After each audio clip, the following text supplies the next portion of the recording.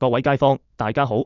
尋日金市真係好似坐過山車咁刺激，亞市盤中多頭一度發力衝破4200美元大關，最高摸到4203.07美元，創咗6月22日至今嘅新高。點知去到紐約時段，美元指數反彈0.1%，潑咗一盆冷水，金價一夜被質落去4128.49美元嘅全日低位。好在尾市有買盤托一托，跌幅收窄，最終收報4164.98美元。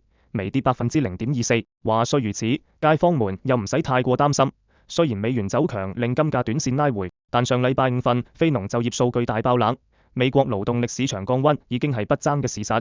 美聯儲加息預期亦被大幅削弱。目前美聯儲觀察顯示9月加息概率跌到57%附近，呢個因素直接幫黃金托底，限制咗尋日嘅跌幅。至於地緣政治方面，美伊定咗下禮拜6行第二輪會談。